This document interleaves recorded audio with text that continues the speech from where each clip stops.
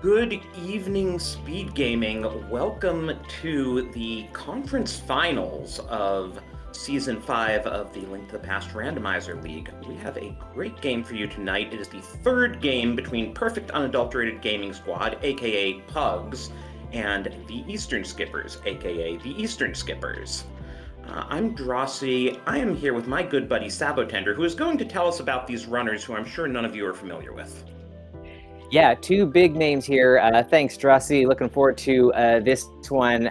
These runners really need no introduction. Andy and Zelga, both top-tier runners here. The series between these two teams evened up earlier today with Arior taking a win over Dr. Marty. So we're set to 1-1 right now. So this is kind of a big turning point for this best-of-5 series here. I don't know. I'm really looking forward to this one. What mode are we playing today? This is hard Enemizer, so all the overworld and dungeon enemies are shuffled. We have a full boss shuffle, which means all bosses have to appear at least once and 3 appear twice. And the hard item pool, just to, throw a bit more of a wrench in the works, as both runners start in Sank and find the Moon Pearl right off the bat. Ooh, nice find early on. But yeah, I'm expecting some shenanigans as we see a green pendant in Hera, and it looks like regular crystals in Eastern and Desert. Yeah, I'm expecting some shenanigans. If you haven't seen the first two games in this series, they're really both incredible watches. In both of them, the player who seemed to be in Go mode first wound up not being in Go mode, and in fact wound up losing. So there were twists and turns in both of them. That's really interesting. I noticed that I was doing my homework and I saw what happened in game 2 today. So yeah, really interesting stuff. So it shows that these two teams are evenly matched. All runners on both squads, really solid competitors. So it's an exciting series to be watching here tonight. And we find some bombs there in the Lost Woods. Nice to have going into CAC. And there, just to show its hard mode, is our first green 20, which, since we don't have anything yet, that has to be a mail upgrade, right? Yeah, that will be the case, yeah. So both runners heading over to Kakariko Village here. I just want to give a shout out to our tracker today, Link Force. Clicking those buttons, really appreciate that. So show some love to our tracker here. And Zelga is heading away from... Oh, he wants to sell a fish to the bottle vendor. That's a good idea.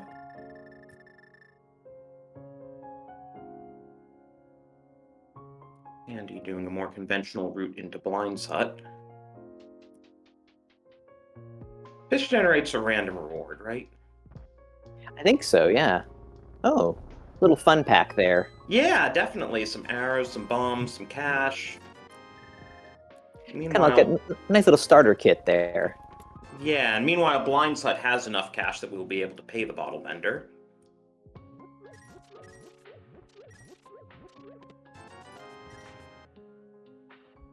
All right. Not really seeing too much yet, but it is early days. More money and heart pieces in the well here. So yeah, not much in the first two kind of big spots that our runners usually end up checking. I was looking at some history between these runners, and what's interesting is Andy's team last year, which was Pug Trio, which was a totally different team, faced the Eastern Skippers, then the Spoilers, in the conference finals. And Andy wound up beating both of Zelga's teammates, Shady Force and Dr. Marty, but did not face Zelga. Oh, interesting. Zelga faced Solsky on Andy's team. Ah. And took the win, so... Oh, it looks like a bottle vendor was quite generous there. Triple your money? Yeah, I'd take that. Seems like a good investment. Yeah, clearly he doesn't know how to do business right.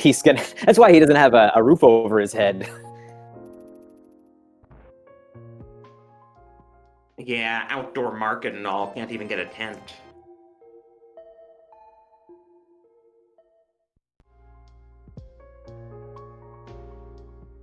So, Yeah, I thought we were doing Randomizer here, but as chat is pointing out, and on screen there we saw that the chicken hut was just a chicken hut. Usually that room I is a didn't even nightmare. think about that.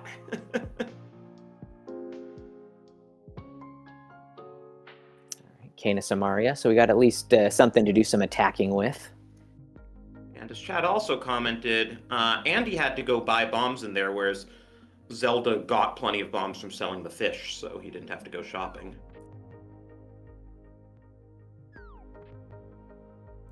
We'll see if that extra little bit of cash in Zelga's pocket pays off in any kind of way if we need to do a trip to Zora early. But other than that, I think we're both sitting pretty with cash.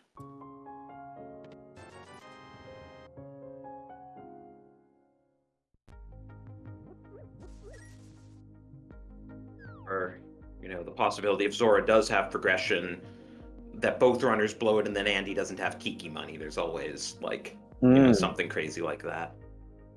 And it looks like both runners are now uncle routing.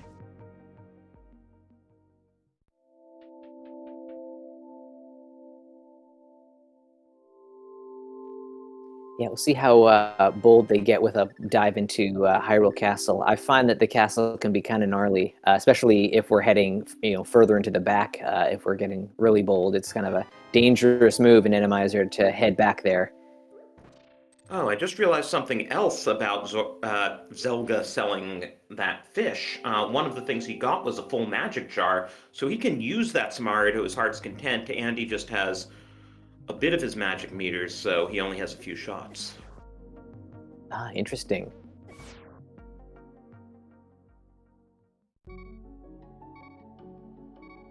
So do we think Zelga must be going into escape, otherwise why would he bother walking out of Uncle Tunnel?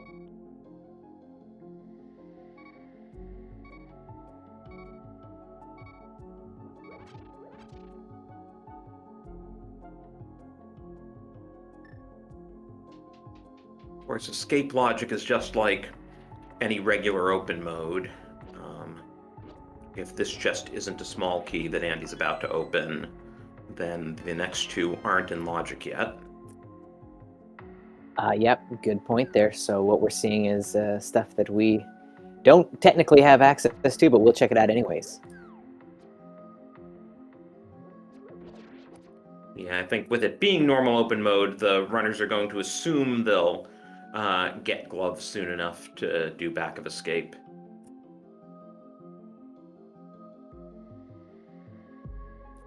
Because since this is Enemizer, you don't necessarily want to do Dark Cross without a light source when you can't even see what the enemies in there are. Yeah, absolutely. It's the worst kind of blindness to have. Ooh, bow.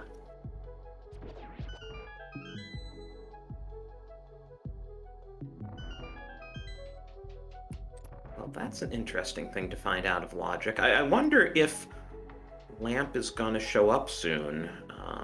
And maybe there's a small key in Dark Cross to put that in logic. Which would...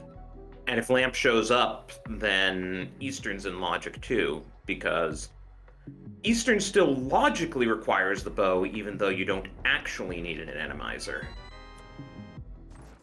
Right, yes.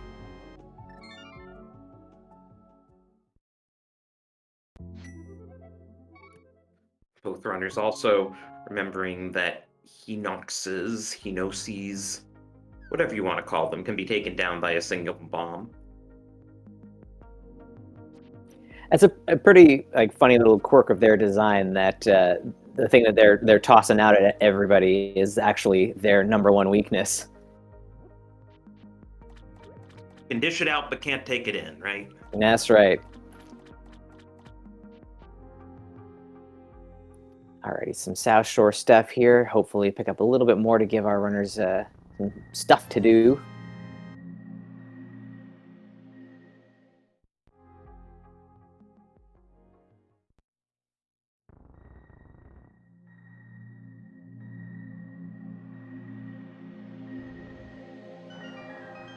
Yeah, seems like pretty standard routing for both of the runners. They kind of have each other's numbers in terms of doing the same routing. Heart container, pretty nice find here. You're not going to see too many of them in the hard item pool, so when one is right there for the taking, absolutely grab it. Hey, Divergence! My God. I was going to say, a lot of runners playing against either of these guys would make unorthodox routing decisions because they'd be really scared by either of these opponents. But Andy and Zelga aren't scared by each other. No.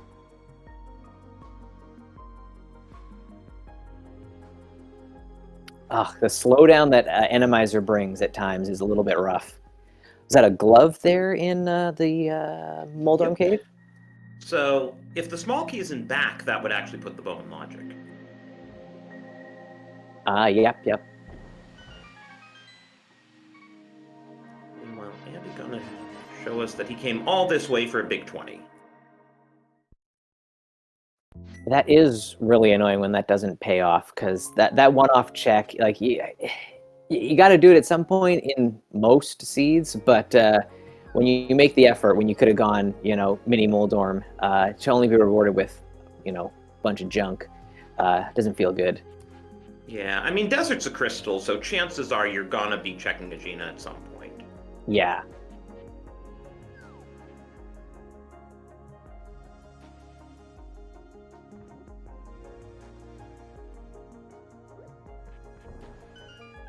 Yeah, we haven't seen anything. Well, I mean, I guess that glove was pretty nice, but other than that, we haven't really seen that much around here.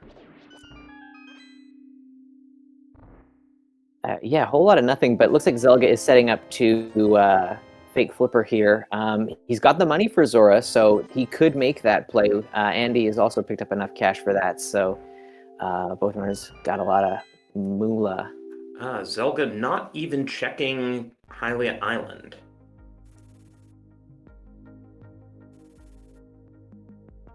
I feel like swimming in Randomizer can be pretty dangerous, so I don't hate the idea of just going right for what you're looking for without wasting any time in the water. True. Well, we got a mushroom.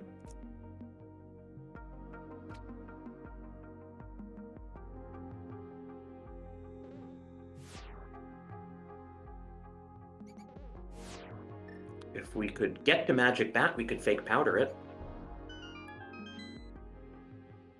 Oh, yeah, could do, actually, yeah. And there's Quake on Zora Ledge. I imagine Zelga is going to do some splash deletion to get to it.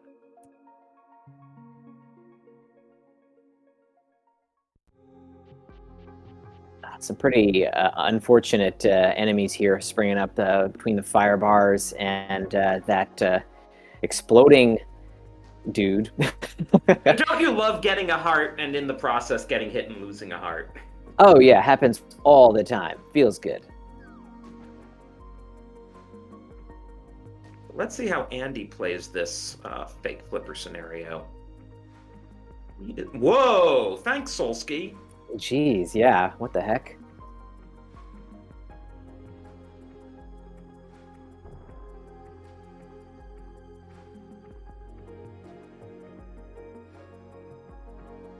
See, if Andy just knew this was Solsky's seed. Yeah.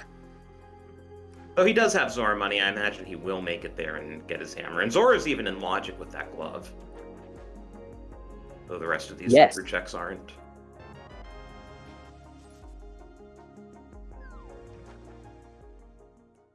Why did Zelga take the long way around to do this? Something about the setup got a little bit goofy, and he kind of bailed on the attempt. Oh, okay.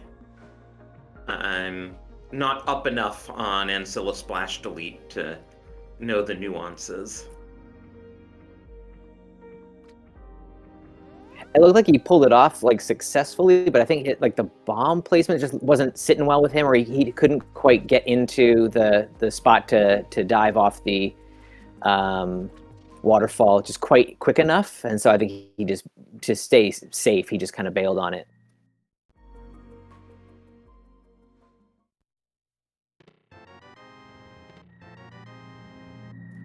So here's our first look at Back of Escape, and interesting enemy selection in that room. Yeah, as always.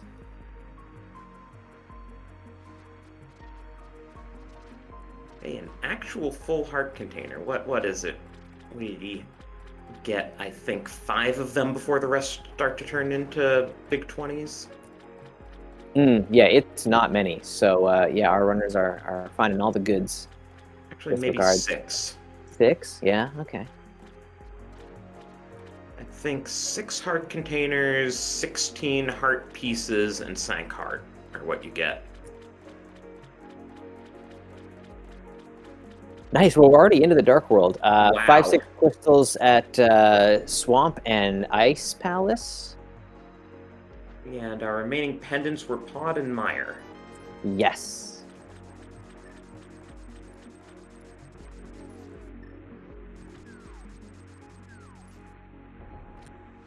Wow, very clean. Splash delete there by Andy. Just goes right down and does it. Hook shot here in Hype Cave and a whole lot of cash. A lot of cash. There are 5 300s in the game, and 3 of them were in Hype Cave.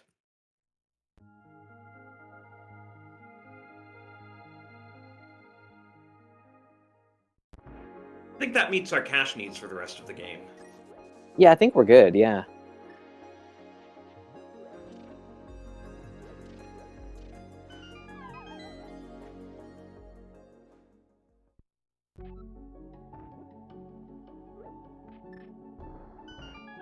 Alright, so Zelga just going to finish up this first little trip into the Dark World by heading west here to check out Stumpy and the dig game. Oh, I just realized process of elimination, Dark Cross is the small key that would put the bow in logic. Ah, okay, yeah.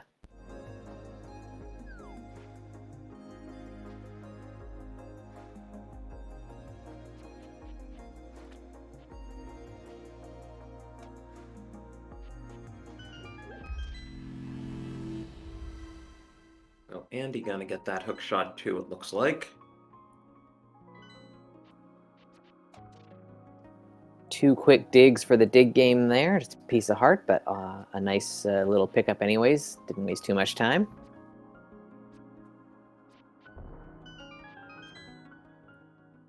Now, Zelga heading east. Do you do Pod and Eastern in this scenario, even though you don't know who's necessarily in the dark? I mean, it might be worth, you know, doing a couple of dungeon dives at this point.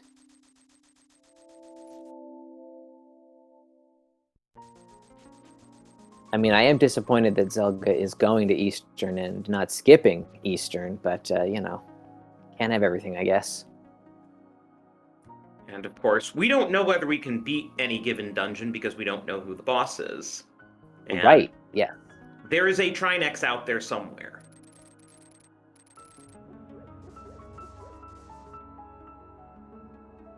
Speaking of Trinex, there's the ice rod in Saha's closet. Right on, right on.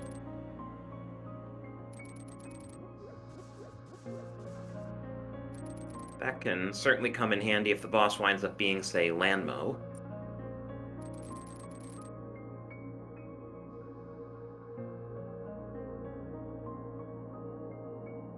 But yeah, I think between the hammer and the hook shot, we can beat everything that isn't Trinex, though some bosses might be a bit tough with the hammer.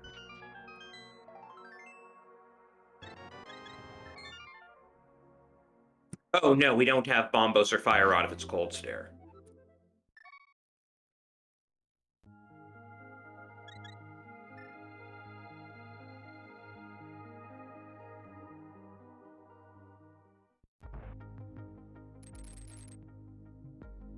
It looks like Andy is going to go for Skullwoods, Thieves Town, Village of Outcasts, that kind of stuff. So a little more divergence here. We're going to get to see a little bit more of what the seed has to offer us here. Or actually, yeah, as we're seeing in chat here as well. Yeah, maybe up the mountain. Lots to look at up there. Yeah, hookshot and hammer gives us the entire light mountain. Well, I guess except for Ether Tablet.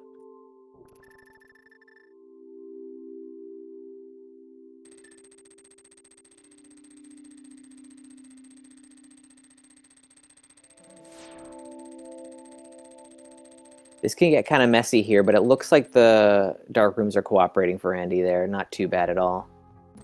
Yeah, and that's a risky one with the old man, because if you die in there, you respawn in there and can't do anything else until you're out of there. But that kind of burner will make future dark rooms a lot easier.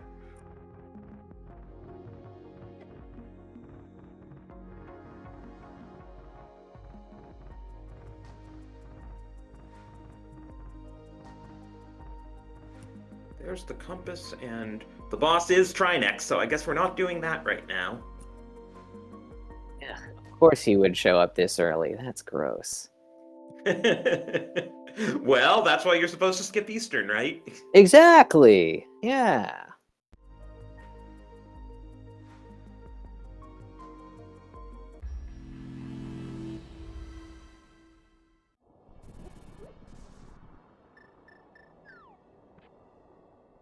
Oh yeah, I guess we got the goods to do Spike Caves, so why the heck not?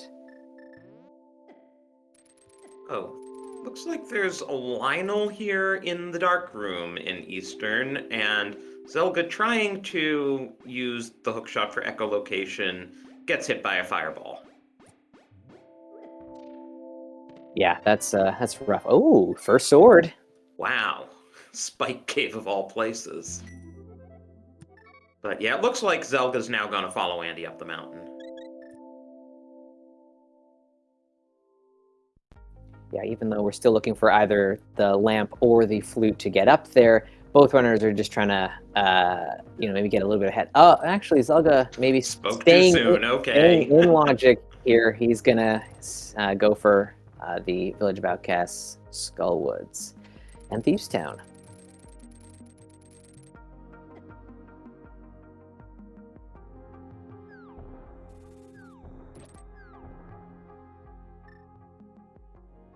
You know, given Andy, why do I have a feeling that the boots are in East Death Mountain? That'd be a nice find.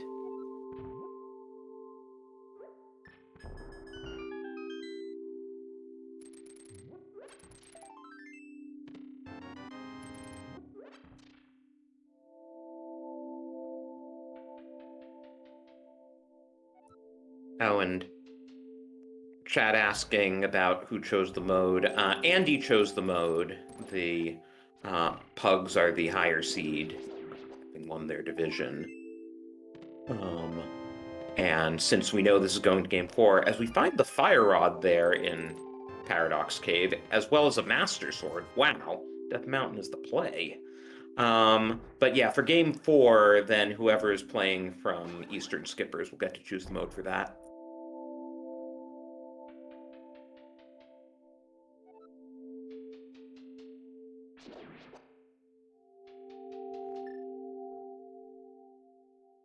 So it feels like, we're on the verge of finding, the lamp or the flute. It just seems like that's the next item in the actual progression. Andy's obviously breaking that right now by being up on the mountain, but it just feels like that's what we're waiting for at this point. Oh yeah, and Eastern is finishable now. Yeah, somehow we've got both rods.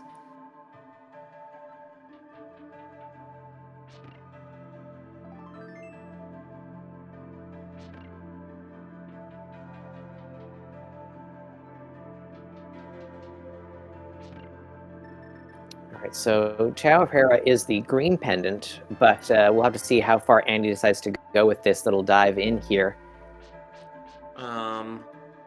Having found the big key, I mean, he can't. Well, oh no, he has the Fire Rod. He could do Hera Basement if he wanted to, but I think he's gonna hope he finds both items otherwise.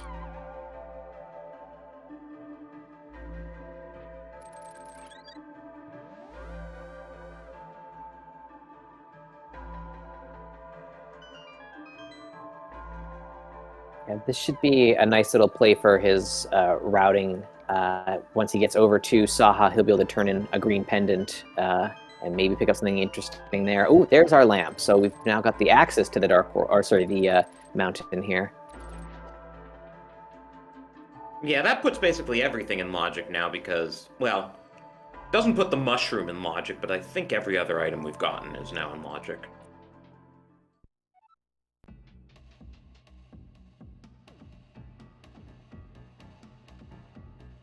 Oh, Vidi. Okay.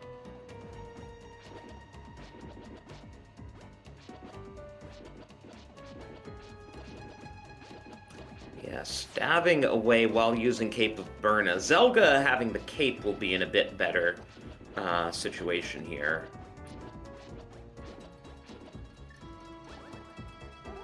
Because if you put on the cape and keep slashing away, you don't actually use magic. Yeah, it's much better all around.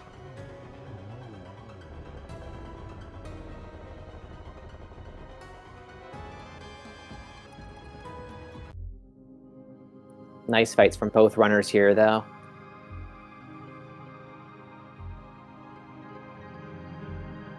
So I wonder if Andy's gonna be tempted to do Eastern now that he has the green pendant. I feel like it might draw him over there. I think that's maybe what he was sort of thinking to do. He'll first do Spiral Cave, of course. Yep. One last chance to get, like, the mitts or the boots or something.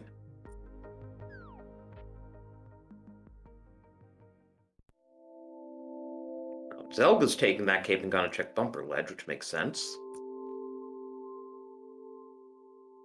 Yep, you're right here.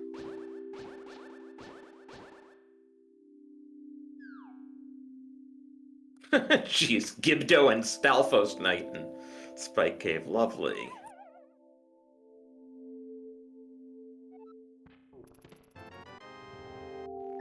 All for a boomerang. Now, the Skullwood Dip is going to be unfortunate for Zelga because we know where the Fire Rod is. Yeah, a little bit of time lost, unfortunately, in the routing will be a little less clean, but hopefully you find something worth his trouble here at least.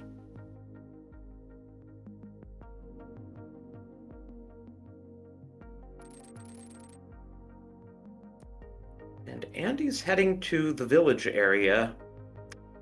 Ooh, that was a nice find, Mirror and Skullwoods.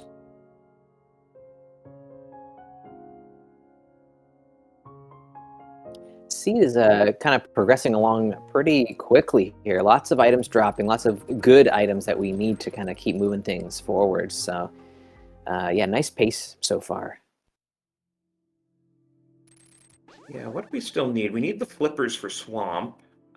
We may need the boots for Desert. We need the mitts, of course.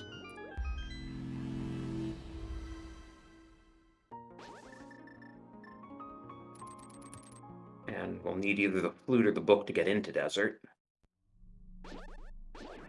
Yep.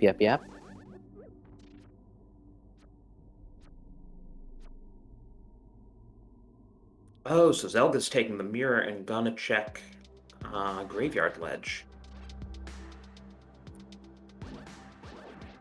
Not a bad one since you're isolating it otherwise.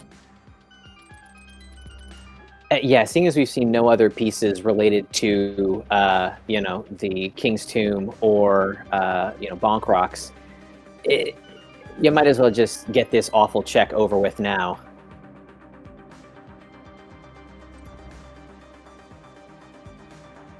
Yeah, and then Zelga is in a pretty good position to do Death Mountain.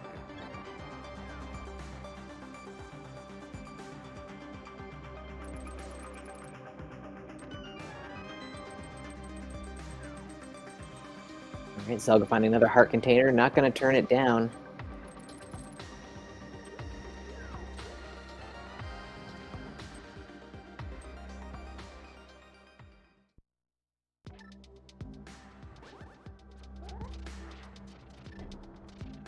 So yeah, this looks like the mountain play for Zelga. So did Zelga just find the second item immediately in Skull Woods, and that's why he was out of there so quickly? I have to assume so, yeah, because his little dip in there seemed pretty quick. Yeah, whereas Andy full cleared the front because he doesn't know about mirror in the middle.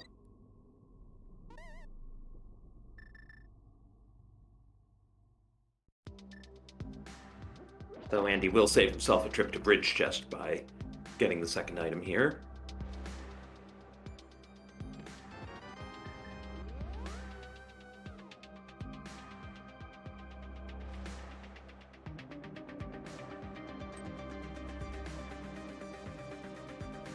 Yeah, Andy with the fire rod in hand gets to keep on going here in Skull Woods and finish it off for his first crystal in just a little while. Did you see that guard who was, caught in the out of bounds section of Old Man Cave? Oh, dang, I missed him. He was trying to charge at Zelga and couldn't because he was out of bounds and couldn't get in bounds.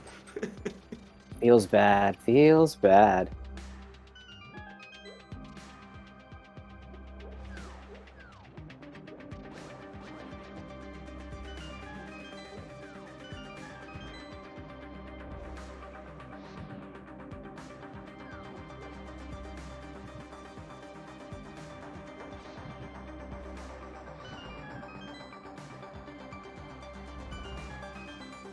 Sure we even know who's the boss in here. I don't think I saw Andy check, but he can beat anything except Trinex. And it's blind, so he's got Burna out. Burna strats are always a good way to fight blind, especially in the somewhat small room with the spikes around. Yeah, this is a particularly annoying place to find blind, but yeah, this is going to work out pretty well for Andy.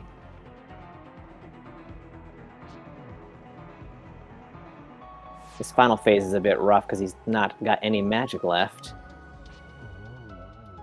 No It's problem. Andy.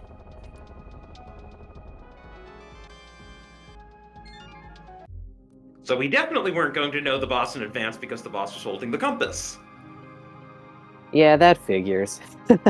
Great logic trick there. There is nothing in the logic that says the boss can't just hold the compass and keep its identity secret.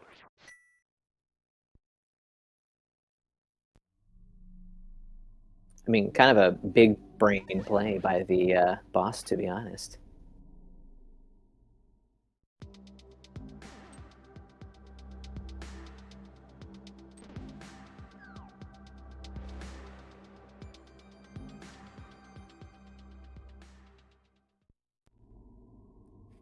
The Enoch's just throwing its bombs down the hole. That was kind of funny. It was, and I thought I noticed a little like sweat popping off the bomb there as it fell through the hole.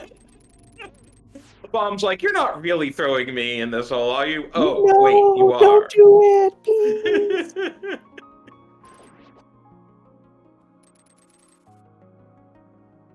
Okay, so just to clarify something in chat, there are different boss shuffle modes in Randomizer. There's simple boss shuffle, where the duplicated bosses are Armos Knights, Lanmo, and Hera, and then there's full boss shuffle, where any 3 bosses can be duplicated, and this mode is full boss shuffle.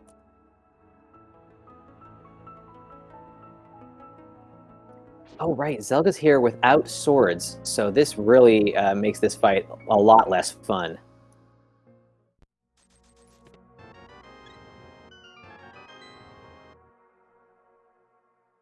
Yeah, because he had the mirror, so ironically he could come right up here. This is one of those situations where, yeah, you have the item that you think is helping you out, but really he's going to get over to East Side, and he's going to be really upset to find 2 swords over there. Well, one's in Spike Cave, which is probably going to be his absolute last play on the mountain. Actually, true, you're right, yeah.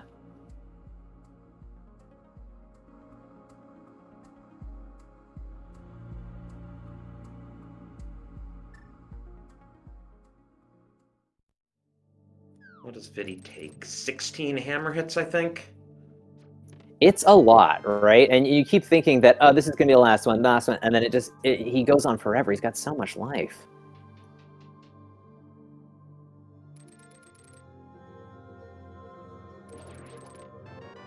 Where did Zelga get that bottle? I vaguely remember him picking it up, but I might be having seed bleed. Oh, spec top. Okay, yeah, right. Makes Oh, sense. because Andy didn't have the mirror. Ah. Ooh, Zelga going in for the second item here. So this is something new. Andy skipped on this one. Interesting time sync when you have all the stuff on East F Mountain.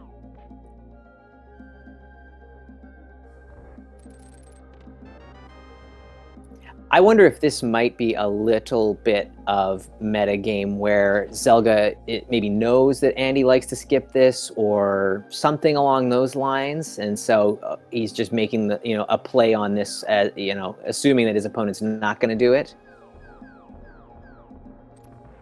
Yeah, it's just definitely a time sink though if it's nothing. Ugh, yeah, it sucks.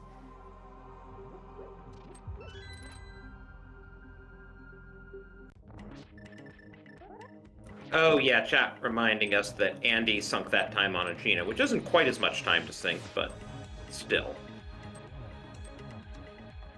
And Hera Basement is much of a waste as Agena. Yeah.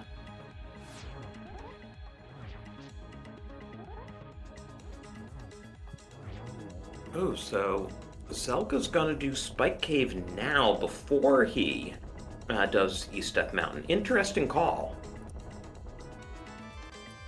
I guess it's just a quick save, quit, and then back to old man. I can see the reasoning behind it, I guess.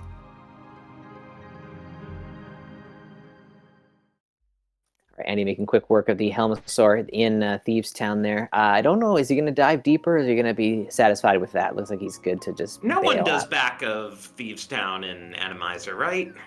I don't think. It doesn't seem very popular. Except for Gamachu. Oh, yeah? Gamma routing dictates that if there's something in the back of Thieves Town, you do the back of Thieves Town. Hey, I like that logic.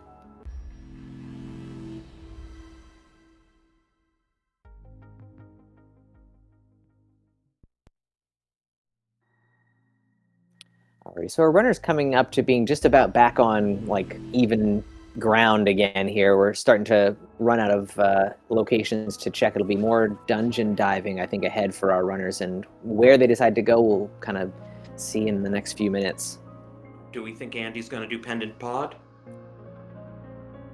I think the way that he's cleared the map so far, he's thinking that it's probably a decent enough location to check, so why not?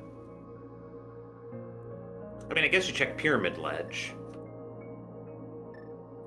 Yeah, pyramid and catfish, like, at this point, I think you might be waiting for boots or something. So Andy is just going straight to Pod. He'll probably duck in and do Saha on the way. Get his Ice Rod.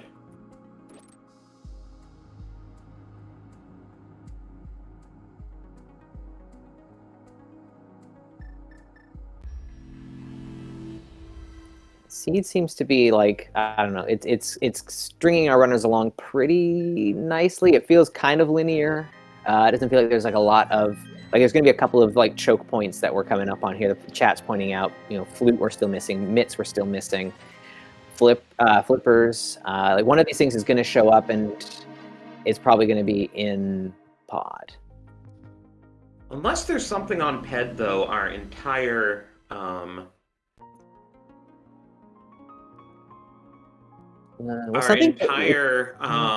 Hera visit was a waste. Yeah, right, yeah.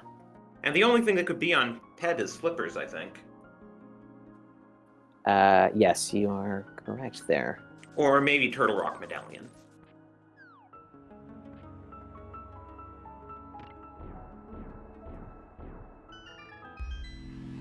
Oh, maybe Zelda doing that mushroom turn-in. Yeah, looks like it.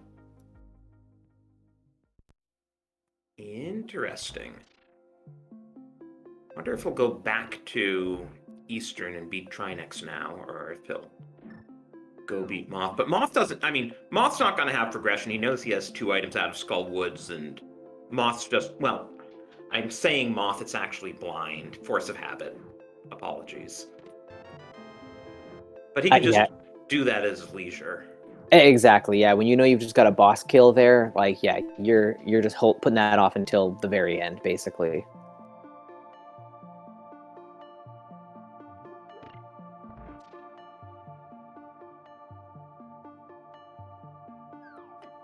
Mushrooms giving red meringue. Zelga thought about leaving without it, decided, I'll take it.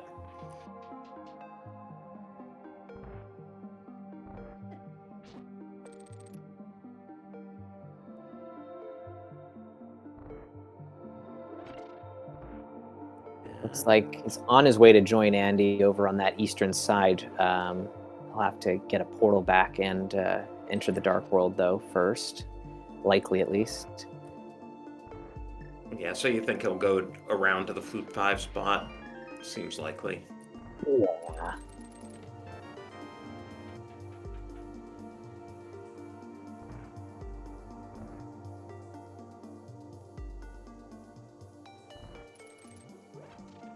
I get the feeling that Zelga might just do pod first, knowing that he knows he's got Trinex ahead of him in Eastern, and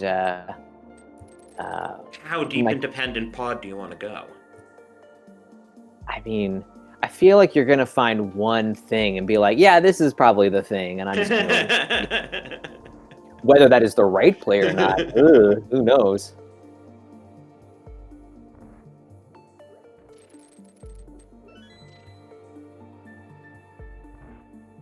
Okay, so Andy with his lamp is going to get through these dark rooms.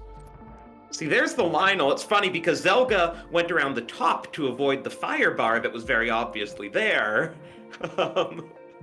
and hit the Lionel. Andy can see the fire bar and where to avoid it, and is just like, yeah, I'm going this side.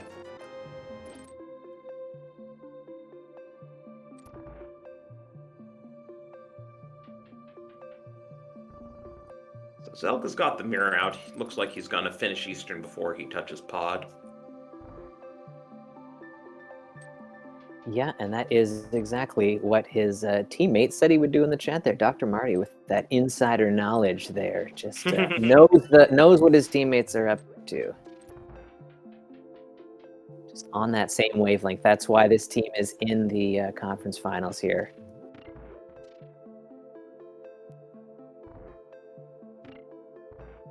Andy gonna temporarily be up 2 crystals though.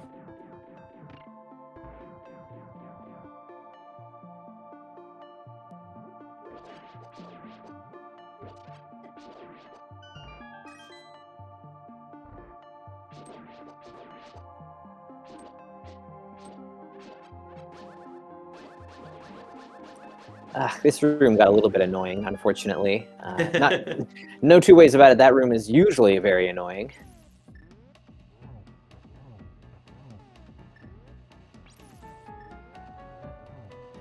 Well, this boss chamber is a bit smaller, so you're not gonna be really doing backdoor strats on Trinex here.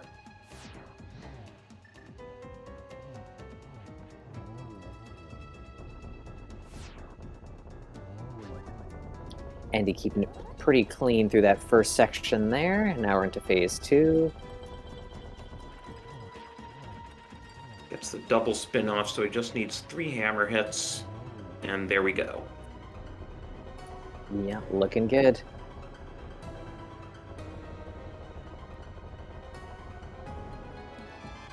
Oh! Boy. So Saba, where do you think the mitts are? Oh, yeah. I don't know, man. So then now do you just leave Pendant Pod alone completely? Like, you've got other things you could be doing. Yeah. Quite enough stuff. This is honestly a pretty tough call. Yeah, it's interesting because you're gonna need to do ice, but you also know the flippers aren't in ice. Yeah, I mean, it's Dark Death Mountain. That's it, right? Well, this is also useful because we'll find out what TR Medallion is. Yeah, good point. A little bit of knowledge never hurts.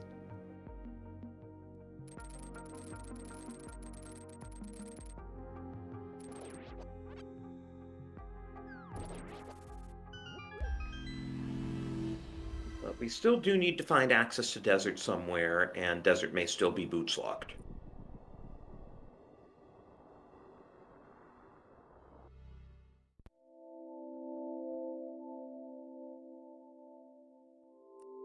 See how Selga does this Trinex fight. I'm expecting it to go smoothly.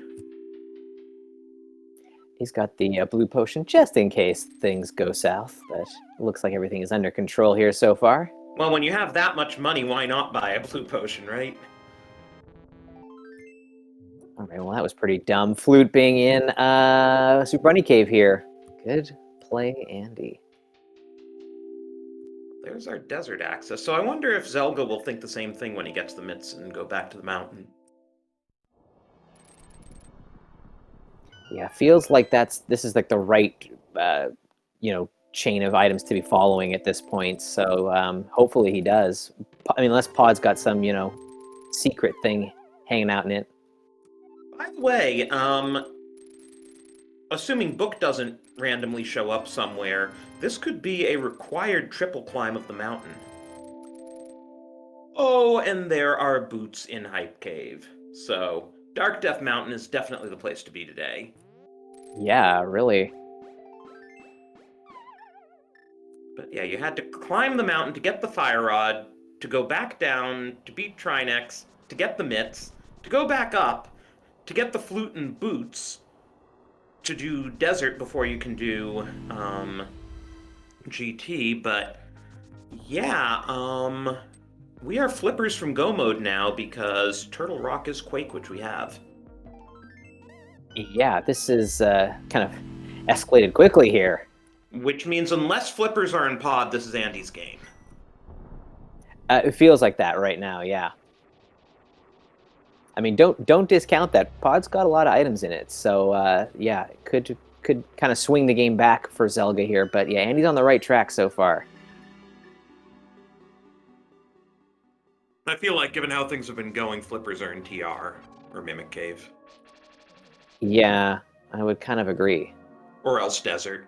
Yeah. Somewhere along the way, thanks to these items that he has already picked up here. Yeah, I mean, we've already been into one pendant dungeon and it was completely worthless. But then do you start thinking that, like, there's got to be something in this other pendant dungeon? Sunk cost fallacy? Yeah. I fall victim to that all the time.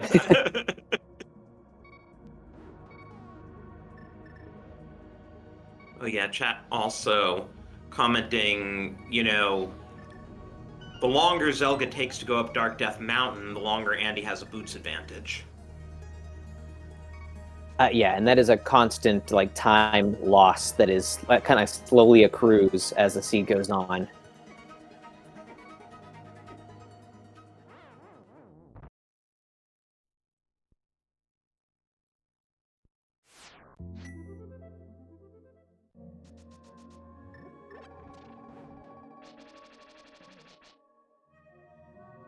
Alrighty, so what are we going to find over here on the right side of Pod?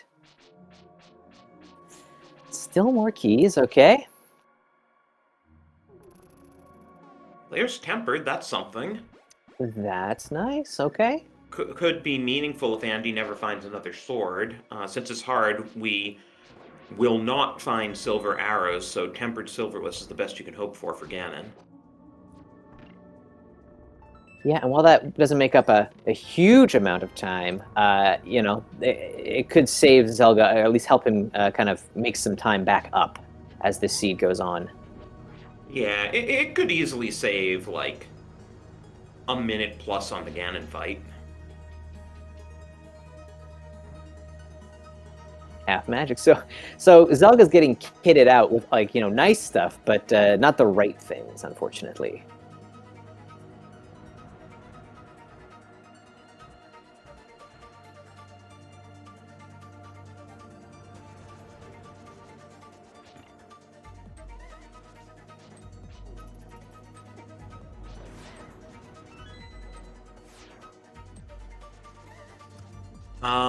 Andy is skipping Lava Chest. Interesting call there.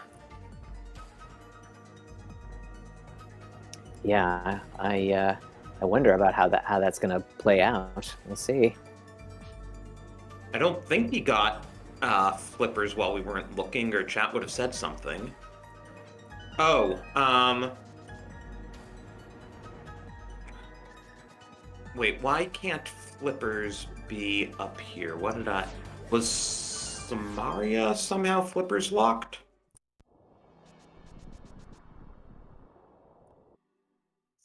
Oh, Quake was behind...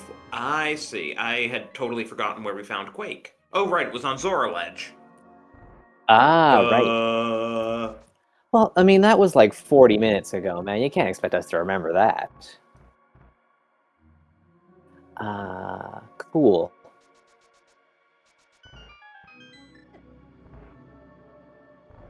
But fortunately, Zelga did not take time to go to the pod boss. And he is heading for East Death Mountain, so... Yeah, I think he's felt like he's invested enough time in another worthless pendant dungeon. So just the tempered sword and half magic as spoils from there. But Andy's gonna basically be a full TR ahead. Yeah, at this point, it's a nice little cushion that he's built himself. And with the flippers not being in pod, there's the seed is definitely leading us. In it could be pretty linear at this point, and those flippers could just show up along the way.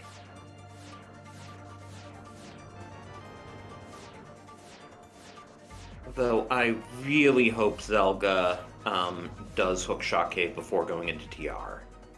Oh, yikes! Yeah. Because if he does all of TR walking, that's really gonna lose him some time.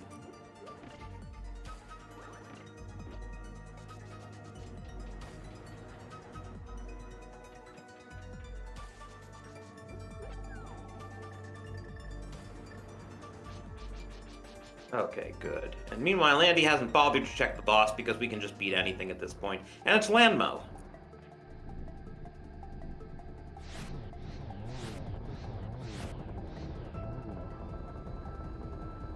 Quick and easy there, very nice. 50 rupees, first troubles.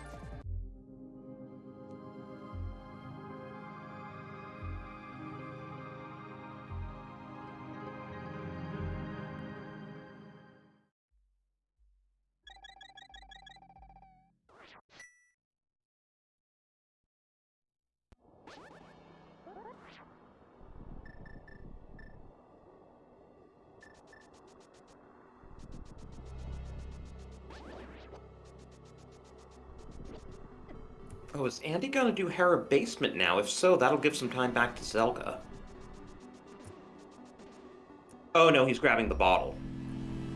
That Gotcha. makes sense.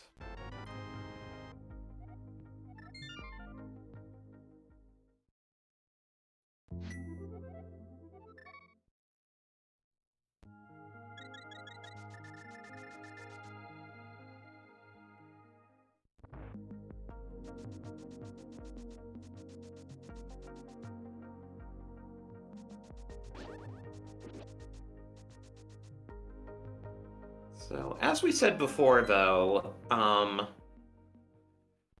flippers were the only thing we needed a while back that could still be on PED, and they can still be on PED. And we now have access to all 3 pendant dungeons.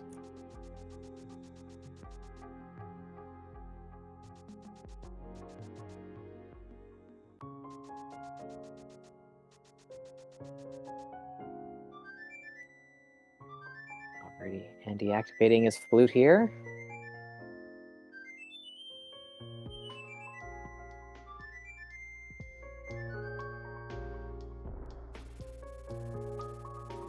Honestly, if you're rooting for Zelga, you probably want Clips on PED because Andy's gone a full clear pod before... unless Book shows up and he knows it's on PED. Andy would full clear pod first.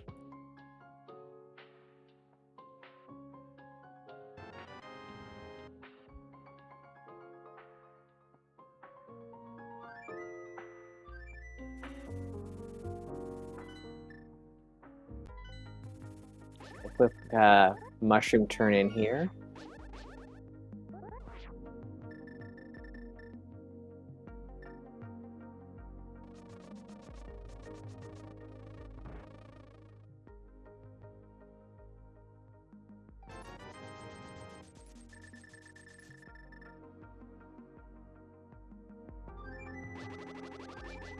Hey, while we're at this lull, why don't you give these runners a follow?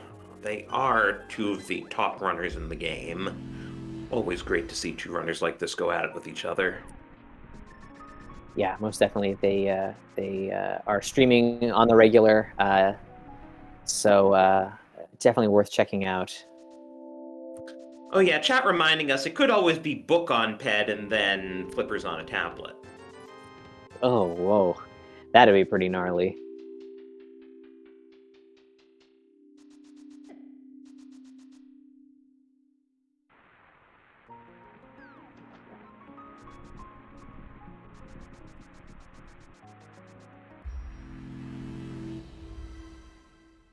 Alrighty, so we're just searching for the flippers here. Our runners are following a kind of a similar path here. Not, we've got kind of weird locations like the hammer pegs and doing smith chain and stuff like that. But both runners choosing to kind of keep forging ahead and into new territory and dungeons and stuff like that, which makes a lot of sense.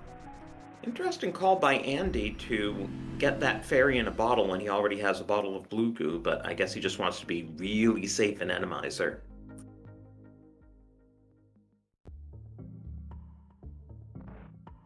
And Desert is at least logically boots locked. We'll see if it's hard boots locked.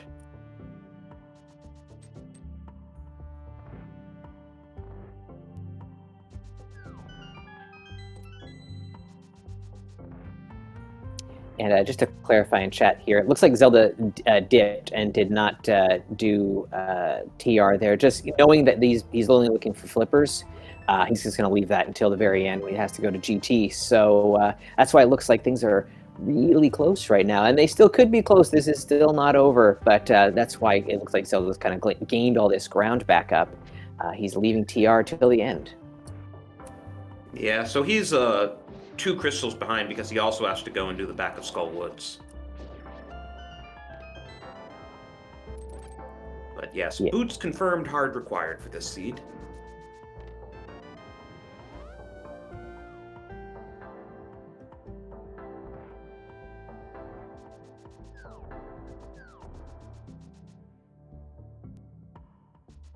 Yeah, so for things to kind of even up a little bit, flippers are going to have to be in some kind of unusual place for that Andy doesn't think to do for a while, which could give Zelga a little bit of time to catch up. But yeah, Andy's routing has been really solid.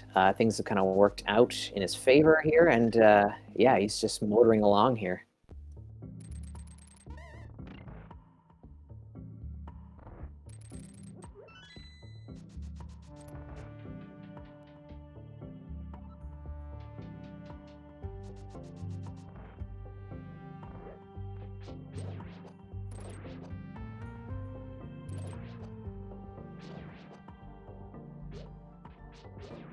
Do we know what boss we're going to get here? Oh, look at that, a little one-eyed Moldorm.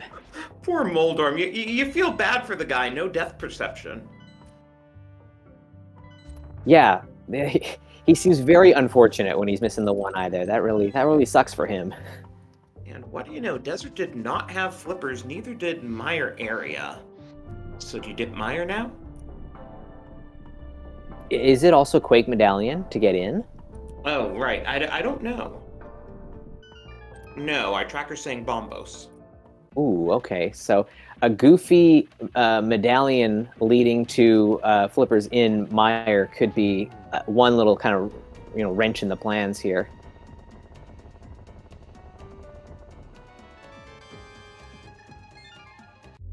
Yeah, I wasn't counting items in pod, so I have no idea if pod boss has an item.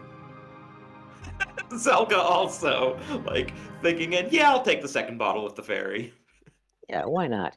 I mean, actually, when we look at what we have left to do on the map here, we're actually running out of locations pretty quickly here. So it looks, Andy's probably going to do the Smith chain, maybe.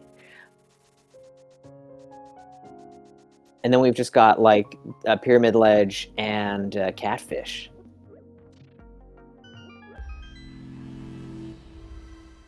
Just being locked out of, swamp and ice palace doesn't really give us much left to do.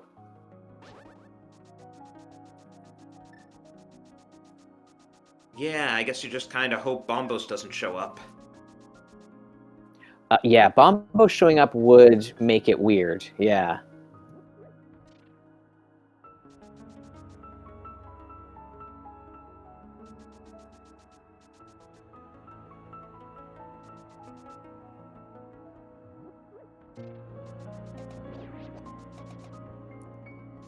And as Chad is pointing out, we have not seen back of Thieves Town. There's at least 1 or 2 items kicking around back there, so something neither runner decided to go for.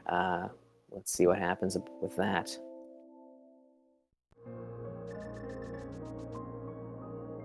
Yeah, both prioritizing Smith's Chain.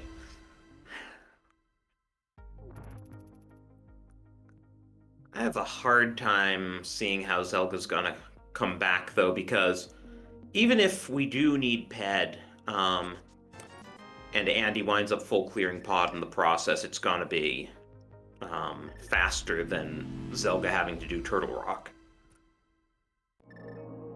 Yeah, it's pretty good lead. Pretty good lead that Andy has built up so far here.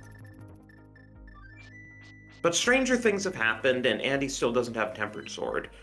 I mean, we were just saying earlier about how the first 2 games in this series, someone who looked like they were well ahead ended up losing the race. So, you know, could we continue that trend here with Game 3? Well, what's the trick item that could really trip up the runners at the last minute? We've seen Kane of Samaria do the trick. We've seen a Turtle Rock Small Key do the trick. Yeah, who knows what it could? I mean, it's probably something silly with like the medallion. If we find Bombos, then things could get weird. Yeah. Andy must be doing back of Thieves Town, though, because I can't imagine why else he's here. Yeah, so it looks like Andy is making like a Oh, he never did Graveyard Legend King's Tomb. Okay, so doing these 2, then maybe going over to Catfish? Right, we still haven't seen Catfish from either runner. It feels like he's like hard committing to the idea that if Pod has it, like, so be it, I probably lost. Lumberjack, spicy. Feel like Zelga checked this and we didn't see it on screen, but he got a glimpse at 100 rupees. Okay.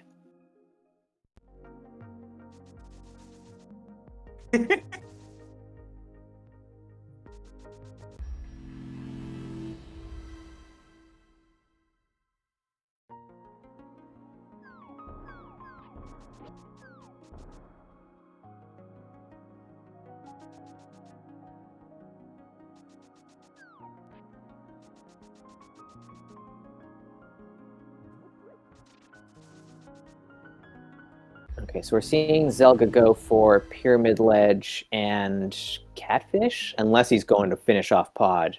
But no, he's not doing that. Okay.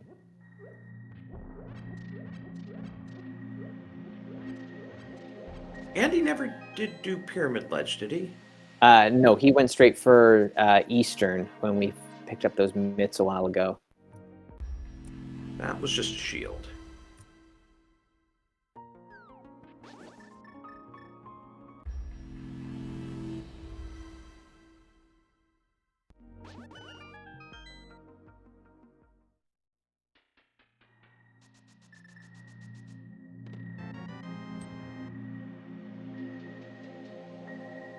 I mean, if it's on Catfish, Zelga hits go mode first. He's just down 2 crystals.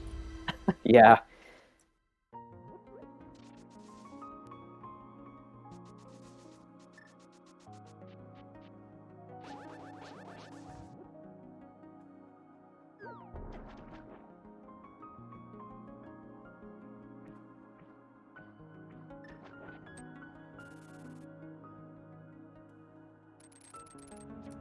Not Catfish.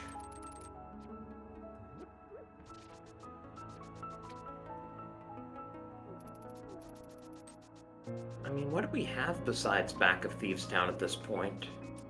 I think that might be it. Pod Boss may or may not have an item I wasn't counting. Ooh, Pod Boss having an item, yikes.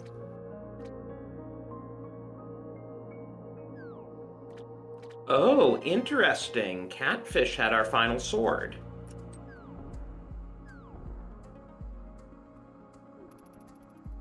So there goes Zelga's sword advantage, too. Mm-hmm, mm-hmm. But I think Andy's going to do pod first. This will give some time back to Zelga. Yeah, it will, yeah, because Andy hasn't touched this yet. So I mean, that's a lot of checks to do.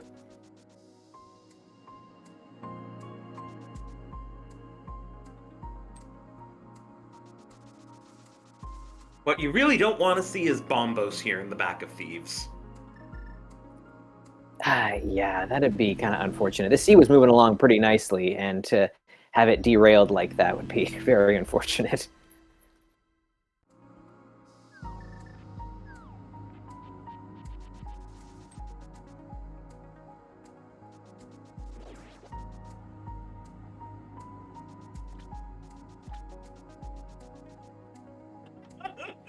Yeah. Of course it's. Zelga's going straight to Meyer with that Bombos. That may have That's even been the last item. I wasn't counting items in Thieves. that's so awful. Ugh. Oh, I guess Zelga, while he's in the neighborhood, figures he'll finish off Skull Woods. Makes sense. Right. Don't want to have to take yet another trip here. It's all our fault, guys. Yeah, we blew it. Sorry. Commentator's curse.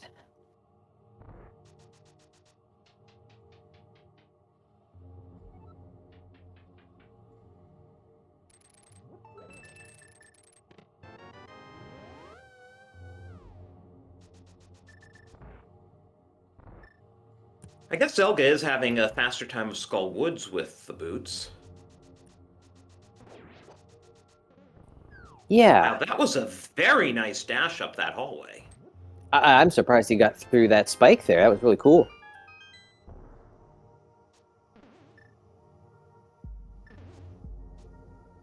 Andy hovering, that'll save some time. That's one of the hardest hovers in the game. Yeah, the switching directions one, yeah. Yeah, and you have to line up with exactly the middle of the railing.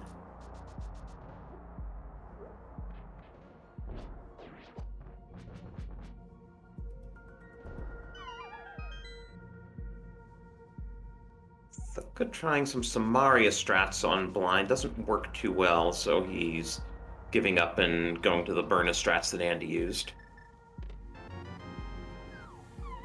He does have a fairy, though, so he's not in any danger.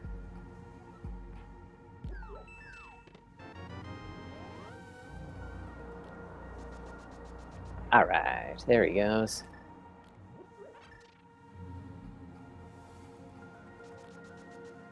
So what could cost Andy a little bit of time here is he might think about going all the way to the boss if there is still an item to be found there.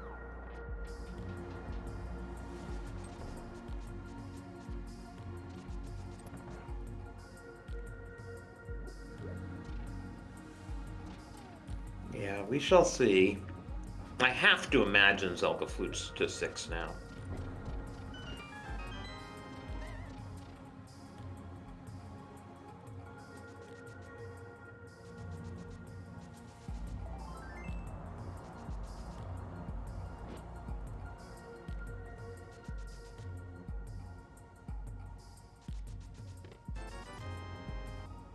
I believe we did have one item in the front of pod, though, and that's 3 in just that part of the back, so the boss may just have a dungeon item.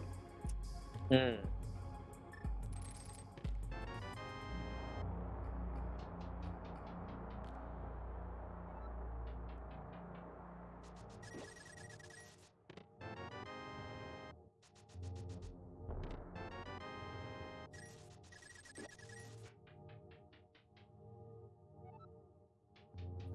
All right, we'll have to see what happens here. But yeah, Meyer 2 sure becomes interesting in Randomizer. Just gonna say, yeah.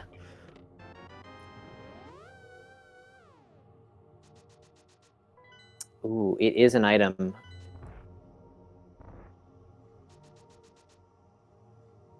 Oh, and we've got a second Trinex here, apparently. I didn't notice the map check, but I'll trust chat.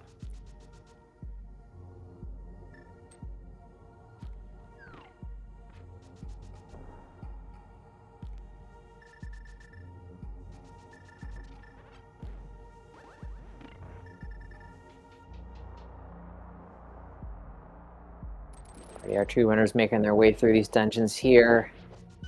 Looking for the flippers still.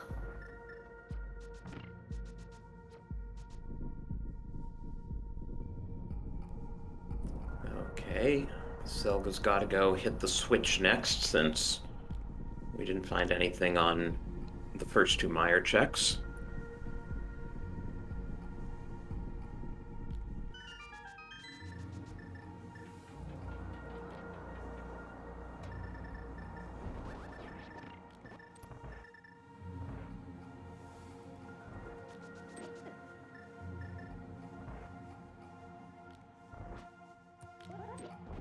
Big key in compass chest. Interesting.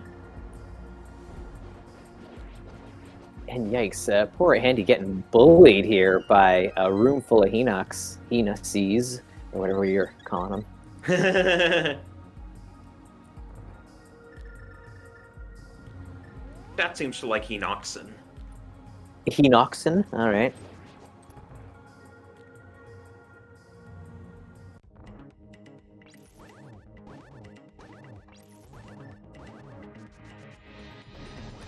Okay, there's one item and it's just 50 rupees.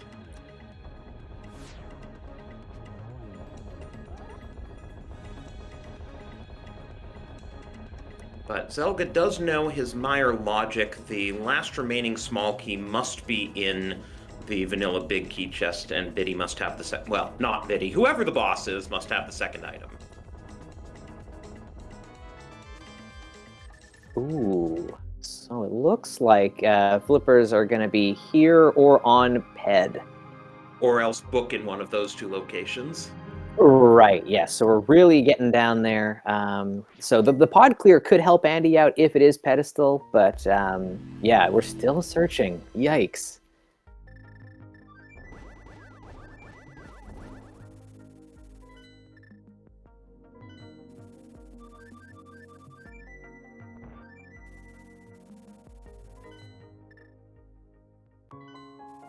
So it looks like this is now going to be the back of Thieves play for Andy. So he'll get his bombos.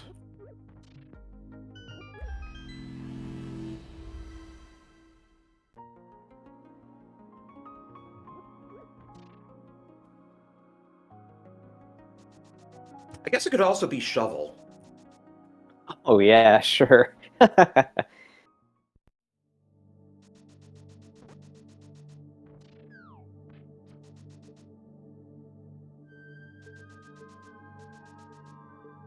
And wow!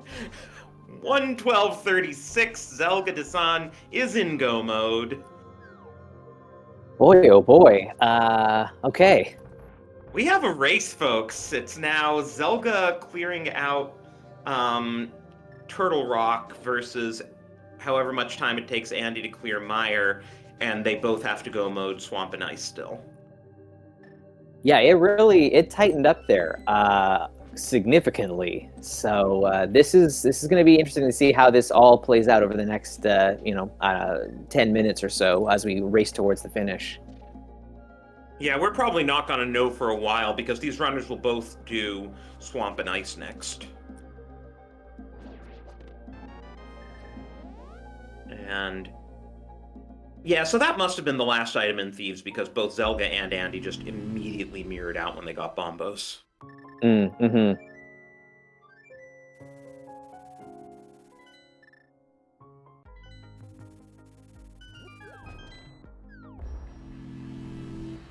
So I think regardless of who's actually ahead right now, it can come down to GT basement routing. It's close enough.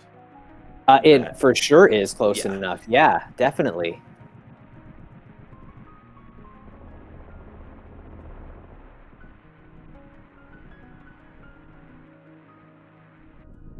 And I mean, in terms of, execution heading towards the end here, there's no, real advantage for either runner. A lot of the hovering sections have already been taken care of. So, it's just going to be Zelga and Andy duking it out here.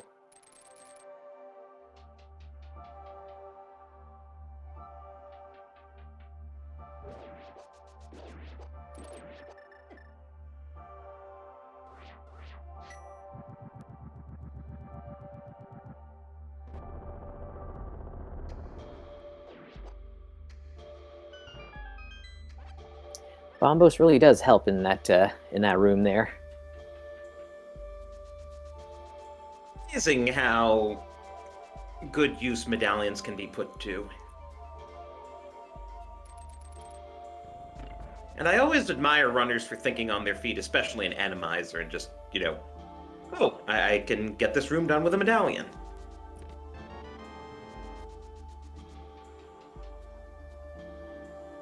Oh, really unfortunate with that anti-fairy there causing a little bit of grief.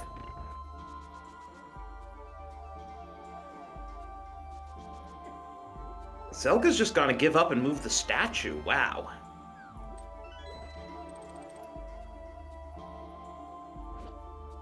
How often do you see top runners actually move that statue anymore? Ay, taking the death there. He's got that fairy in the bottle, thankfully, but he's not doing himself any favors here. He's got to really motor. Yeah, still, the death eats 10 seconds. Doing this the long way, if Andy can manage the diver down with that anti-fairy in the way, will eat another at least half a minute.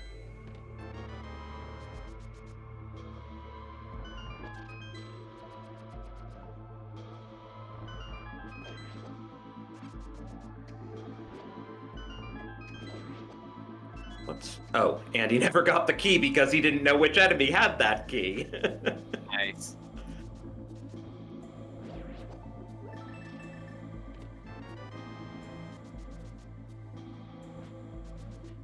Sure, both of these runners are on nerves at this point. Zelga's sure on nerves, given his execution. Yeah, with both runners essentially last locating that Bombos medallion, and then with the flippers being where they are, you feel like you wasted a lot of time doing kind of silly stuff that you didn't need to be doing. So where are we on bosses? We've seen 2 blinds and 2 Trinexes. No Argus yet. Right, no Moth yet. Mm-hmm. And no Cold Stare.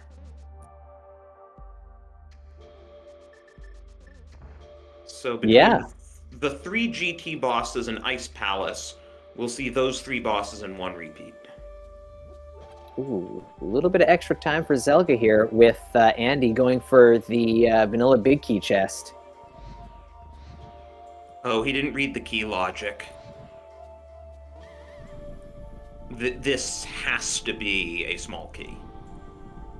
Because if the big key's on left side, Vitreous can't have a small key. Good to know. I'm going to file that one away, I think.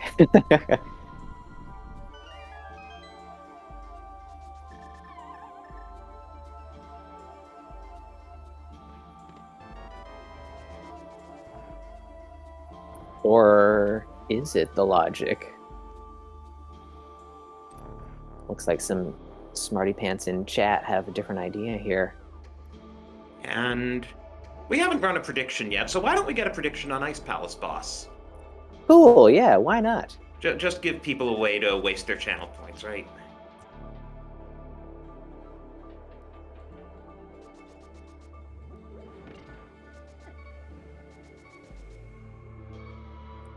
You have any thoughts, Sabo, about who the boss might be here? Oh, yeah. Let's see. I am going to say that it will be Argus. I'm thinking Vanilla Cold Stare, personally. Nice.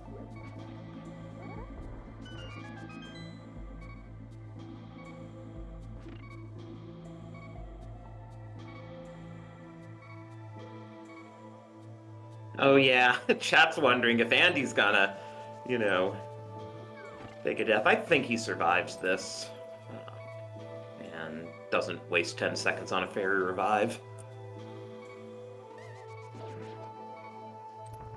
Oh Armos yeah, Knights is easy enough. I was gonna say yeah, Armos Knights should be no problem. Oh, nice refill there by happenstance for Zelga from a fourth heart piece.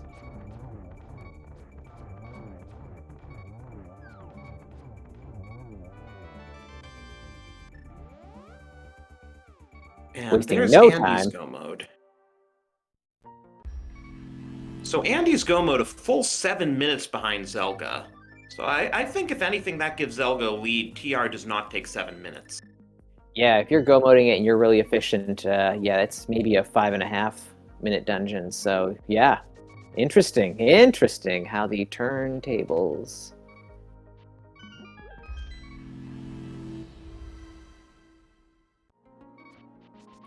Oh, and it's a repeat for all that. Another one-eyed Moldorm. All Moldorms in the seed must have the same number of eyes. Fun fact.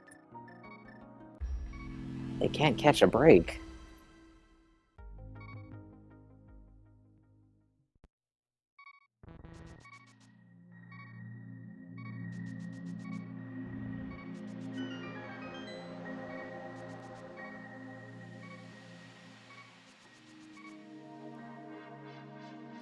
Alrighty, so Zelga is going to be heading up to do the Turtle Rock. Hasn't set foot in it yet, but we're go moding it, so I don't think the big key's in a weird spot. It's not in the vanilla or Lava Island chests, so and I think keys work out pretty good in the dungeon, so he shouldn't get tripped up by anything along the way.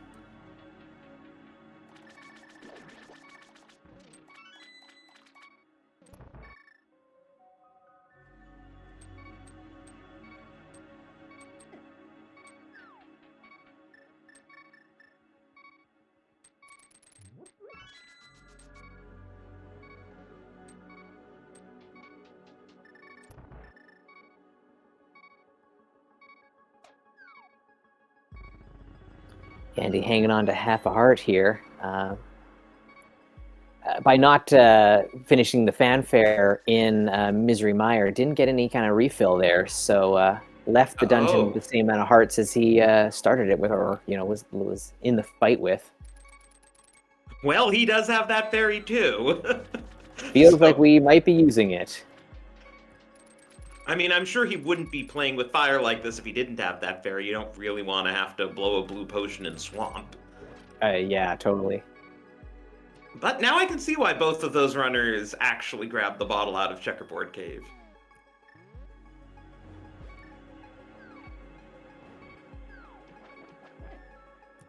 And Andy taking after Zelga in Diver Down Room.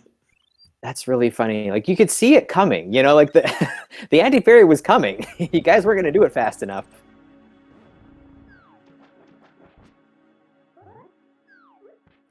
But unlike Zelga, he does get the anti-fairy out of the way, does not have to take the long way around.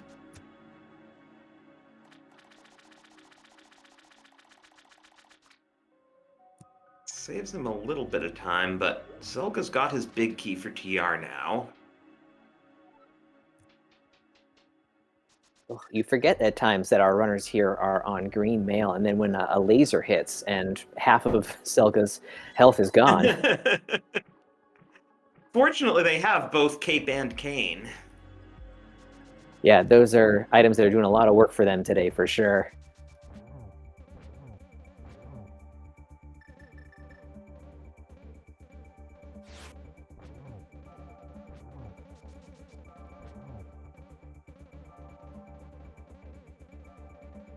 Interesting choice there by Zelga to use the Bloomerang, which didn't quite reach the switch the first time. That definitely felt like a room where you're so used to doing, assuming that chain chomps are in that room, that you're like, how do I actually do this room correctly now?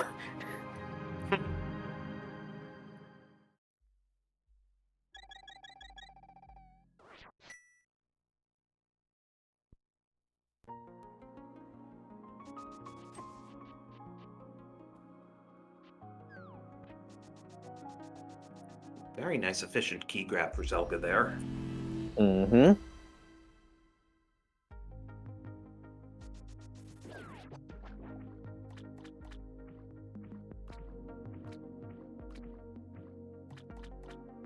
I'm trying to figure out, on net, how did Zelga wind up ahead? Is it really just the time that Andy took to do Pod Boss?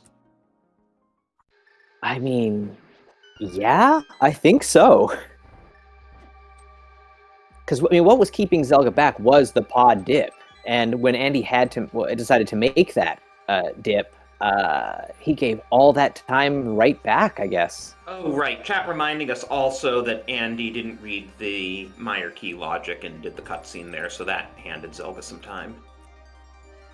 Yeah, that was a little bit extra that helped Zelga out, but yeah, like the big swing it must have been just the pod dive and going all the way through to the boss. Helped Zelga kind of catch back up. Because I mean, our runners have done everything basically at this point. So yeah, they've pretty well full cleared the steed between the two of them. Except we don't know what was on Ped. Probably the book or the shovel. I mean, yeah, we'll find out at the end of the seed. Stay tuned.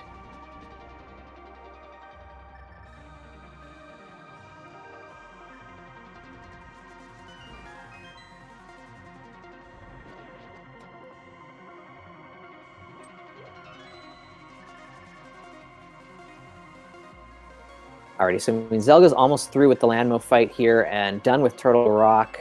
He's already up on the mountain, so that also helps him out here. Andy's gonna have to climb after this. So he's got a couple minutes left in Ice Palace before he's on his way.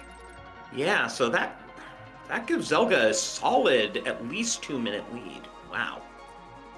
Yeah, big swing here. So we got another prediction in the chat here. GT Big Key, where is it going to be? We've got 22 locations for that key to show up.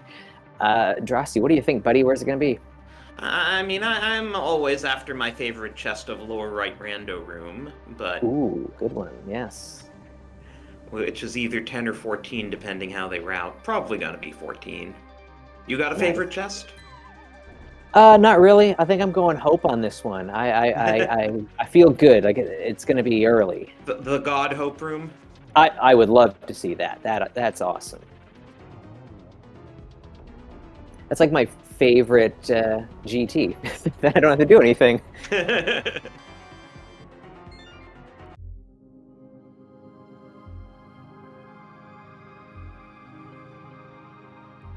Well, I guess one thing in common for all 3 games in this series is we have seen late game lead changes in all of them.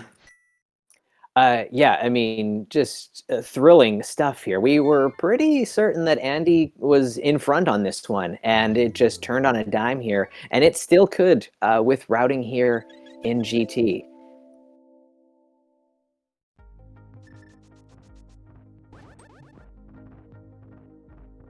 Sadly, yeah, no hope for me. No hope for me.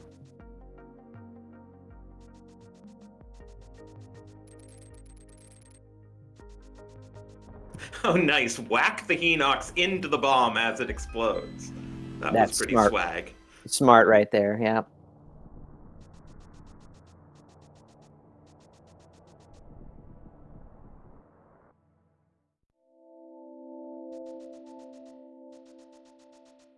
But yeah, I mean, there's always the chance that Andy does Dark Magician and it's in Compass Room.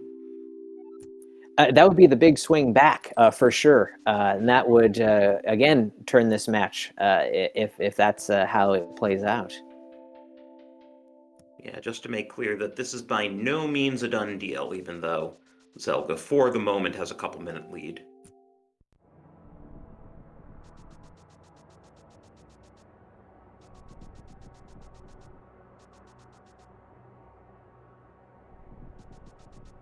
Yeah, so it looks to be about 2 minutes right now is what we're looking at.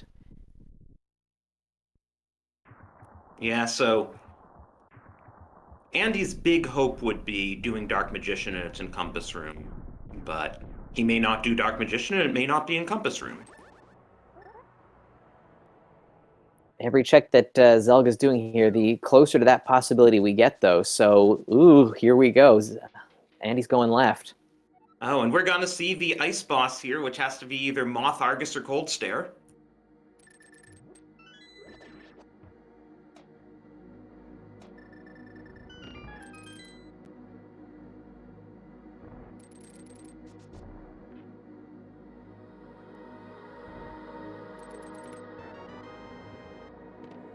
Wow, we could be in for one more exciting plot twist here. Let's see. Yeah, if it's behind this boss, then Zelga's got a big lead. If it's in Compass Room, Andy has a small lead. Or it could always be in Tile Room. Oh, yeah, that'd be pretty awful. And Zelga having a bit of trouble with this Ice Argus. It's not really a fun fight.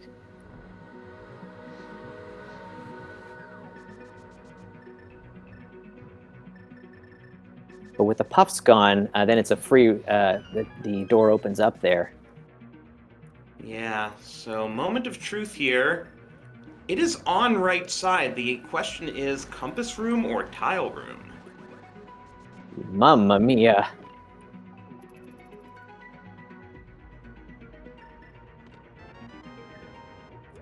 And there it was in Compass Room. Andy has a very small lead, maybe half a minute tops. So now it really is going to come down to execution. Both of these runners are excellent. We shouldn't see too many faults along the way. So, yeah, Andy's in the driver's seat now. Wow.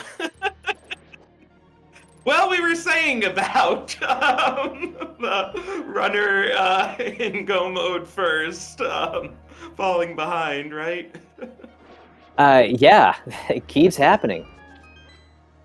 Oh, and Andy, because of his routing, already has 2 keys, and Zelga was thinking about getting the pot key there, but decides he'll just do it in Mini Helma Room. I've often wondered what is the quicker strat there, to grab that key in that the pot key, or to do it up in Mini Helma.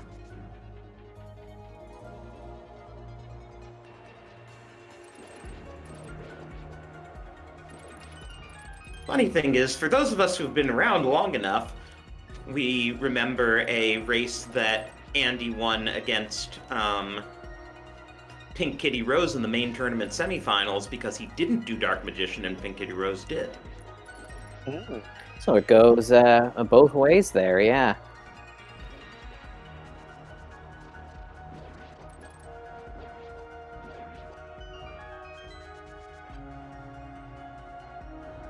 Both runners have a fair amount of health, so we're not expecting to see any deaths along the way. It would be pretty unusual. We could get caught up on a boss here, so we'll see what we got. Cold Stare should be pretty easy.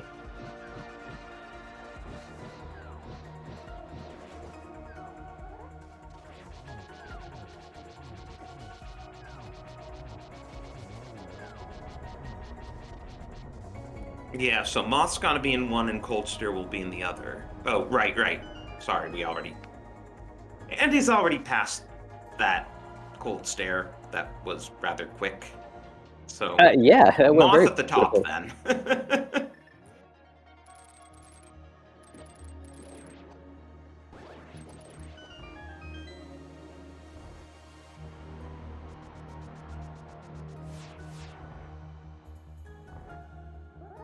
So Zelga getting a little bit caught up in a couple of the rooms here in the gauntlet, but the time gap between two runners looking pretty much about the same. No time lost or gained, really. If Zelga has a pretty good Cold Stare fight, he can make up a couple seconds here, but not too much he can do in the way of making up time. Yeah, Andy already in the first Torches room. He's a full floor ahead of Zelga. Of course, anything can happen in the Ganon fight, and heck, someone can have a bad Aga 2 fight even. Though there's yeah. one of Andy's time saves. He has an extra key already. Zelga will have to beat an enemy in that last room to get a key. Yeah, and with runners on green mail, just an unfortunate Ganon hug could make the difference. But ooh, a little bit of a risky move to go for a hover there. Have to get back up. Yeah, especially with that spike over like nothing, and he's not trying the hover twice.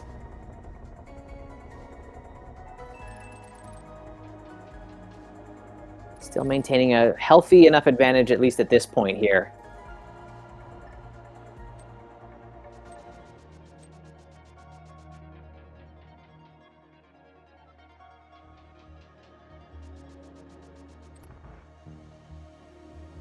Yeah, Zelga has to do, I think it's the lever that's going to have the small key. Yep. Nice looking Aga pattern there. Wow, triple even. Ooh, that could almost been triple. Yeah. But 3-2-1 is still pretty nice.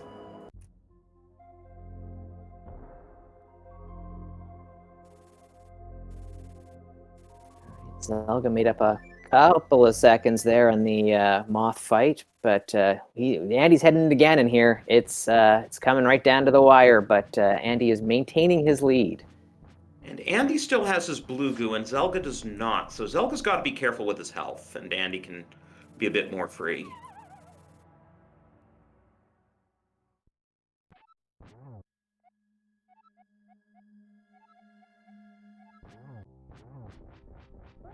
Wonder where Ganon will what Ganon will tell us about the silvers. Maybe they're in scenic Ohio. Mm.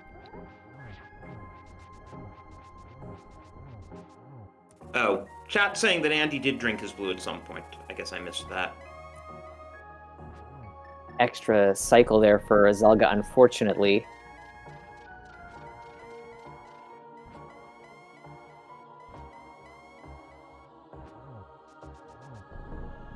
So Andy is through the hard part here. This is just going to be, routine for him. I don't see anything getting in his way at this point. I mean, not getting the torch glitch, so he does need to watch his magic. That will be something pretty interesting. I feel like, these runners, they know what they're doing, though. They're not going to let that happen. No arrows for you today, sorry. But he does get the torch glitch, so he should be fine with magic.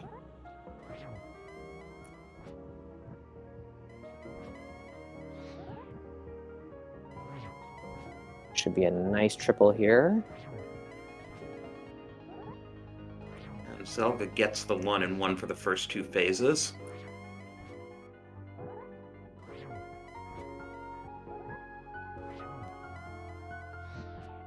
But yeah, barring a Ganon fall, Andy's got this now, but yeah, boy, has it been close.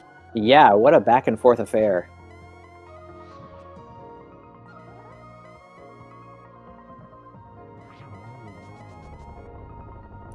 And there we go. Ganon goes down.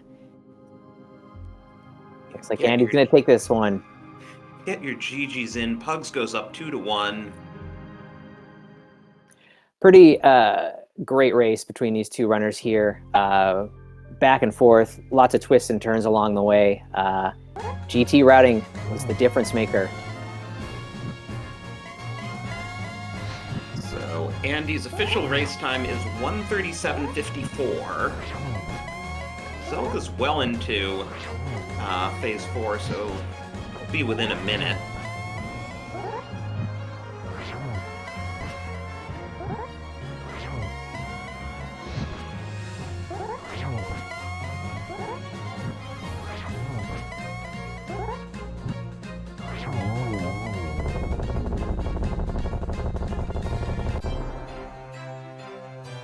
Get your GGs in for Zelga finishing out this seed.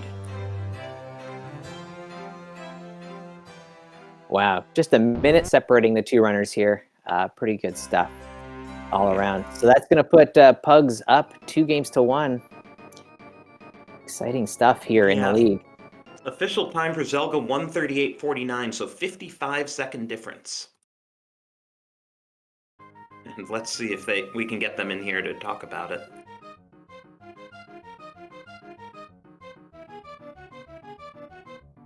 We are joined by both our racers, Andy and Zelga. GG's, guys. That was a heck of a race. GG. Yo, GG's. I assume you had enough time to compare and figured that GT basement routing was what did it? I mean, as soon as I had beaten Aga 2 and Andy wasn't done, I knew I was dead.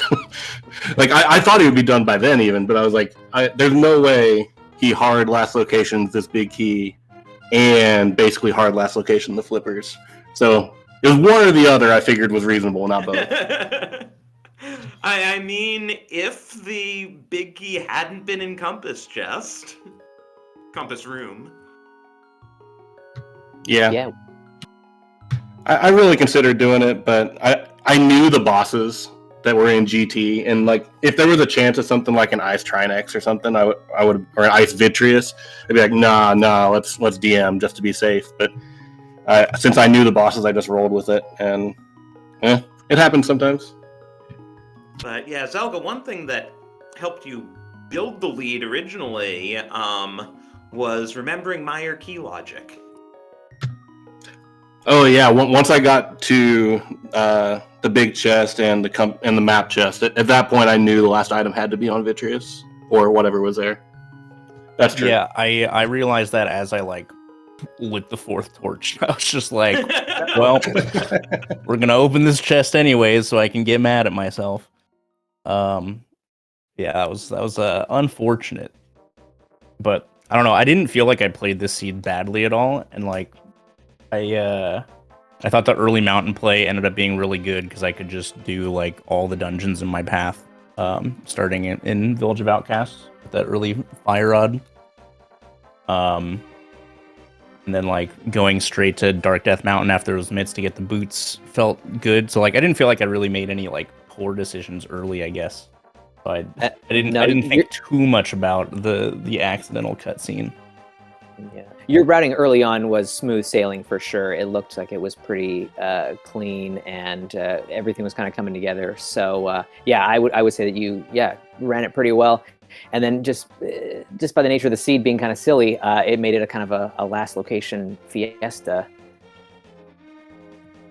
Yeah, ultimately, you both ate some time doing things the other didn't. Zelka did Hera Basement, Andy did Pod Boss.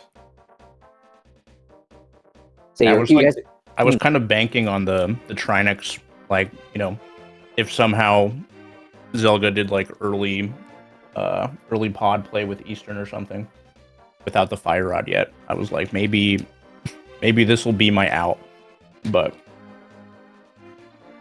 yeah, I was kind of thinking similarly. I kind of expected that you may not have done pod if you stumbled into the route, and at that point I was like, well, I can't go back to the Trinex there, so I'll just do everything else first. Yeah. So I don't know. I don't know if there's too much else to really get into about this. We kind of, it was just a back and forth. It was a really exciting race to watch because it was kind of back and forth for us as viewers watching it. So I don't know, were there any other just kind of like thoughts about the seed that you had or what? Yeah. I think this was my best GT Randomizer climb I've ever done. Oh, nice. But yeah, other than that, I'm glad that this one, round 3, I've done this every single round so far. This one was not a sword go mode, thank God. Oh, yeah. I didn't realize that was a pattern. Yep. Yeah, so that was nice, and like when you're doing the boss shuffle, you do want to see all of the like boss killing items early, but like sometimes you don't because it like makes things more interesting. But like getting that ice rod behind Sahashala, and I was like, oh well, I can kill all the bosses now. That's cool, I guess. Yeah, definitely. So looking ahead, now Pugs has got a 2-1 lead in this series here. Has their schedule been kind of laid out for the game 4 at this point? And do you guys, who's going to be running that for you guys? Do you have those kind of details for everyone? We haven't even started the discussion, so Word. Okay. Yeah, I have no idea who's playing or what mode we're picking because it'll be on us to choose game 4. I have no idea how that's going to work yet. Alrighty. One thing I can tell you though, Dante really wants to do a co-op reference race. Yikes. And yeah, this is also interesting. Like, Dante, maybe not the biggest entrance shuffle fan, but going into game 4 with an advantage, we could try to put somebody else that's not Dante, hoping to just finish it in 4. But who knows? Who knows? Right on. Cool. We'll keep an eye on the schedule to see where that game lands on the schedule. I don't know, Dressy, you've got any more comments for our wonderful runners today? I think we've covered all our bases here. Excellent. Well, GG's again, guys. Great race. Really great to see execution in the Randomizer mode.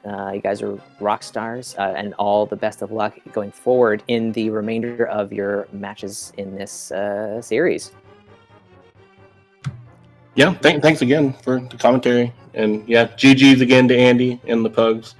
It's kind of neat that the person who's kind of had the lead near the end of all these races has ended up losing, which is kind of funny. I was going really to say, funny. I pity whoever gets go mode first in game 4. Yeah, bad news.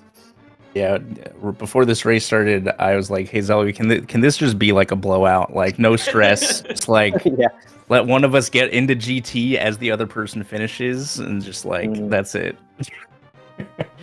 But alas, definitely was sweating while climbing GT.